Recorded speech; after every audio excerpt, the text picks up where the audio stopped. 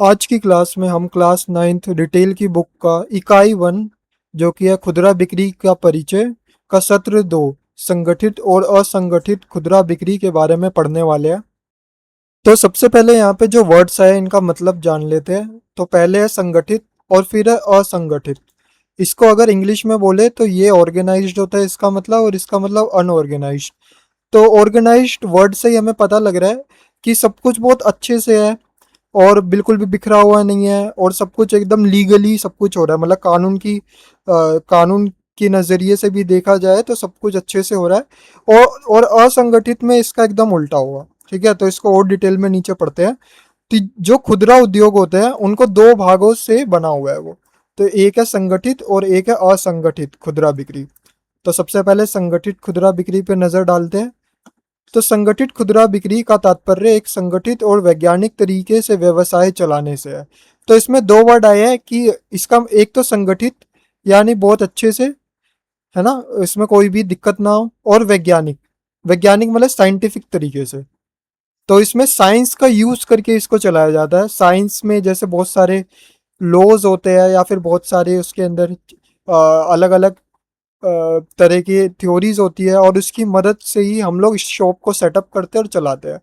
और अगर मैं आपको इसके एग्जांपल्स दिखाऊं तो जैसे ये देखो, ये जैसे स्टोर है एक, जो कि है ब्लूस करके कुछ ये स्टोर है। तो यहाँ पे देख रहे हो ये पूरा मॉल टाइप है, या सुपर मार्केट, हाइपर मार्केट आपके घर के आसपास खुली होंगी ना।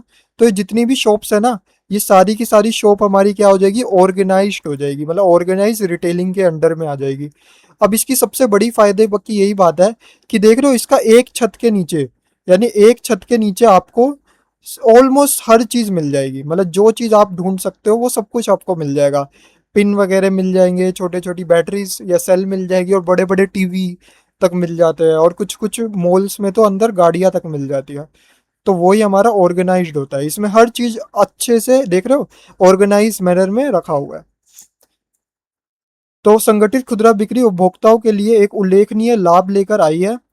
इसमें विकास की एक बड़ी संभावना है ना। विकास क्यों? क्योंकि देखो अगर ये शॉप है, जैसे इस शॉप के अंदर अगर मुझे सब कुछ पहले से ही मिल जाएगा तो मैं किसी और शॉप में जाऊंगा ही नहीं। तो इसीलिए इस शॉप की जो वृद्धि है, जो विकास है, डेवलपमेंट है, वो काफी तेजी से होगा, क्योंकि इसके पास पैसों की भी कमी नहीं होगी, क्योंकि लोग ऑटोमेटिक ही आएंगे। और ये देश की उच्च जीडीपी, जीडीपी का फुल फॉर्म होता है ग्रोस डोमेस्टिक प्रोडक्ट, मतलब एक देश एक साल में कितना सामान बनाता है उसमें भी इसका योगदान रहता है।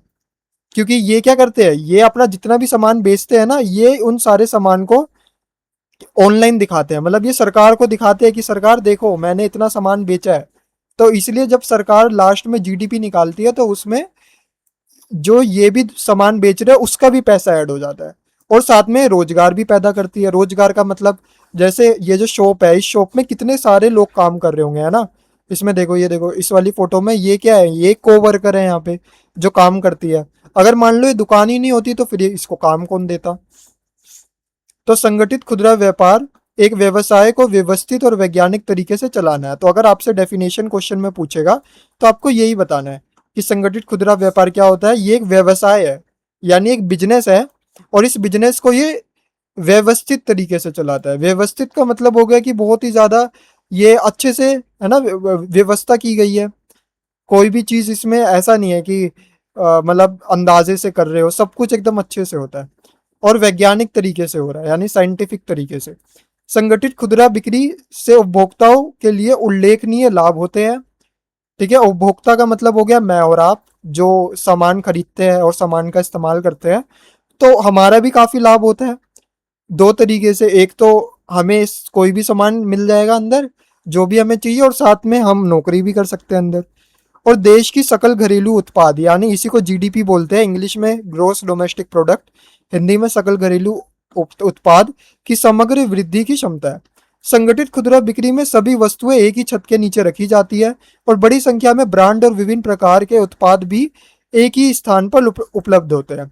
आज संगठित खुदरा बिक्री की विशेषता आराम, शैली और गति है। आपसे क्वेश्चन पूछ सकता है कि भाई ऑर्गेनाइज्ड रिटेलिंग में, यानी संगठित खुदरा बिक्री के क्या क्या आपको बेनिफिट्स है, क्या क्या इसकी विशेषता है ना, फीचर्स क्या क्या है। तो सबसे पहली बात तो ये बहुत आरामदायक है ना।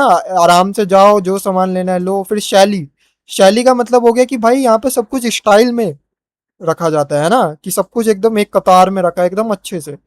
और गति, यानी कि हर चीज स्पीड में है।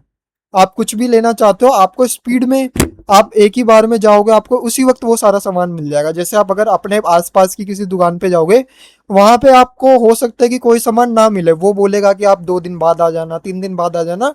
पर इसमें ऐसा नहीं है, इसमें आपको उसी वक्त मिलेगा। और यह ग्राहक को खुदरा बिक्री के साथ साथ विविधता, यानी अलग अलग प्रकार की चीजें मिल रही है, सुविधा और आराम प्रदान करती है। अब आ जाओ असंगठित खुदरा बिक्री। तो इसके उदाहरण में आपके घर के आसपास की कोई छोटी किराने की दुकान होगी, वो इसका उदाहरण है। कि उसमें सामान सारा बिखरा रहता है और उसमें एक ही व्यक्ति होता है, ज्यादा से ज्यादा या 2 व्यक्ति, वही पूरा का पूरा सामान बेच रहे होते हैं। और उसमें बिल्कुल भी ऑर्गेनाइज्ड नहीं होता, मतलब कि वो लोग ना अपने सामान जो भी वो बेच रहे हैं, उसको ना कहीं पर भी वो लोग नोट नहीं करते, मतलब वो लोग कितना पैसा कमा रहे हैं वो ये नोट नहीं करते। और नोट करते भी है ना, तो वो सरकार को नहीं बताते। तो इसलिए सरकार को पता ही नहीं लगता कि उनकी कितनी कमाई हुई है। तो असंगठित खुदरा बिक्री में ऐसी इकाइयां, यानी ऐसी दुकानें शामिल है जो किसी सांविधिनिक निकाय, तो सांविधिनिक निकाय का मतलब आप यहाँ पे देख सकते हैं कि कानून द्वारा बनाई गई संस्था। तो यहाँ पे बात हो रही है कि ये एक ऐसी मतलब में ऐसी इकाइयां शामिल होती है जो किसी सांविधिनिक निकाय या कानूनी प्रावधान द्वारा पंजीकृत, यानी उसके द्वारा नहीं बनाई गई है। ये दुकानें कानून के द्वारा नहीं बनाई गई, जैसे ऊपर वाली जो ये दुकानें थी ना, ये सारी कानून के द्वारा बनाई गई है। डोमिनोज हो गया, रेड टेप हो गया, लुक सलून हो गया। तो ये सारी कानून, मतलब बेसिकली सरकार को पता है इन दुकानों के बारे में। लेकिन जो ये वाली दुकानें होंगी, इनके बारे में सरकार को नहीं पता, क्योंकि लोग कहीं पर भी इन दुकानों को खोल देते हैं। ठीक है। और ये नियमित तौर पर खातों का रख रखाव भी नहीं करती, जैसा मैंने आपको बताया कि ये इस चीज का कुछ रख रखाव रखती नहीं है कि इन्होंने आज के दिन कितना कमाया या कितना बेचा। ये लोग मतलब सारा का सारा सामान एक बार में खरीदते रहते हैं और बेचते रहते हैं। असंगठित खुदरा व्यापार, किराना स्टोर, है ना, किराना स्टोर जैसे छोटे पारिवारिक व्यवसाय के रूप में चलाया जाता है। छोटे पारिवारिक व्यवसाय की विशेषताएं क्या क्या है?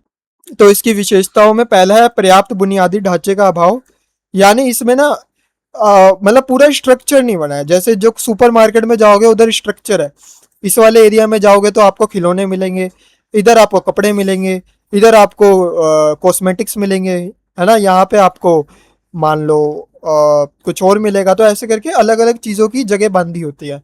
पर किराने स्टोर में सब कुछ एक ही जगह पे भरा होता है। देख रहे हो यहाँ पे कितनी सारी चीज़ें एक ही जगह पे है, और इधर भी कितनी सारी चीज़ें एक ही जगह पे है।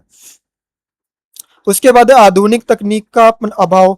तो यहाँ पे देख रहे हो कहीं पर भी कैश काउंटर नहीं पड़ा, या फिर कहीं पर भी टैक्स नहीं लगे हुए, कोई भी बार कोड स्कैन नहीं करना होता, सीधा सामान लो, सीधा वो आपको पैसे दे के दे देंगे सामान।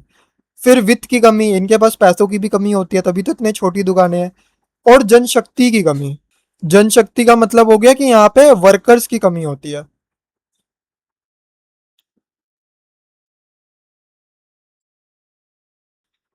अब देखो असंगठित खुदरा बिक्री में वे खुदरा इकाइयां शामिल है जो किसी कानूनी या कानूनी निकाय, यानी वही जो भी कानून की नजरों में पंजीकृत नहीं है, जो नियमित आधार पर खाते का रख रखाव नहीं करती। असंगठित क्षेत्र आकार में छोटा और अधिकतर बिखरा हुआ है। इससे संचालन के लिए कोई निश्चित स्थान नहीं है। इसमें संचालन के लिए मतलब आज ये दुकान इधर खुली है, कल कहीं और खुलेगी, है ना। ये भी फेरी वाले ऐसे ही होते हैं कि आज रेडी इधर खोल दी तो कल किसी और कॉलोनी में खोल देंगे। तो असंगठित क्षेत्र में पारंपरिक इकाइयां जैसे हाट, मंडी, मेला या किराना, पान वाला, अन्य जैसे फल विक्रेता, सब्जी विक्रेता, मोची, सारे इसी में आ जाते हैं। तो संगठित असंगठित के बीच में अगर हम अंतर देखें, तो वस्तुओं की विविधता में जाहिर सी बात है, जो बड़ी बड़ी दुकानें हैं, जो मॉल वगैरह है संगठित खुदरा, वो बहुत ही बड़े हैं। और जो असंगठित खुदरा है वो निम्न, यानी काफी छोटे हैं। रिटेल आउटलेट का आकार तो इसमें काफी बड़ा होता है, इसमें छोटे होते हैं। आउटलेट का मतलब दुकान। कर्मचारियों की संख्या संगठित में काफी ज्यादा होती है, उसमें कम होती है। पूंजी की आवश्यकता इसमें ज्यादा होगी, इसमें कम होगी। नियोजन के निबंधन, नियोजन का मतलब प्लानिंग। तो इसमें प्लानिंग करनी होती है काफी ज्यादा, कि भाई आज ये सामान बिका है, कल की सुबह होने से पहले ये सामान वापस स्टॉक में आ जाना चाहिए। पर यही आप किसी दुकान पे जाओगे तो वो आपको सीधा मना कर देंगे, वो बोलेंगे भाई आप कल आ जाना, परसों आ जाना। शैली, तो यहाँ पे एकदम निगमित शैली है, यहाँ पे एकल व्यापार। तो इसका मतलब हो गया कि यहाँ पे घर वाले लोग काम करते हैं और यहाँ पे जो पूरे कॉरपोरेट के लोग होते हैं ना, जैसे मान लो जो पूरे बिजनेस में काम करते हैं को वर्कर्स, वो करते हैं। फिर खुदरा विक्रेता का नेटवर्क, तो जो संगठित खुदरा होता है इसमें काफी बड़ा नेटवर्क होता है इनका। जैसे डोमिनोज के आपको हर हर जगह शॉप मिल जाएंगे, यहाँ तक कि फॉरेन में भी मिल जाएंगे। पर यही आप छोटी छोटी दुकानों को देखोगे तो वो एक ही जगह पे होती है, एक विशेष जगह पे। और खुदरा बिक्री काफी बड़ी मात्रा में होती है, मॉल में एक एक दिन में लाखों लोग आते हैं, और किराने स्टोर पे वही 100-200 लोग आ जाएंगे एक दिन में। तो इसी के साथ ये वाला चैप्टर खत्म होता है और आप इसके सारे आंसर दे पाओगे। और नेक्स्ट क्लास में हम इसका सेशन 3 करने जा रहे हैं, तो इसलिए चैनल को सब्सक्राइब कर लेना ताकि आप मिस ना करो।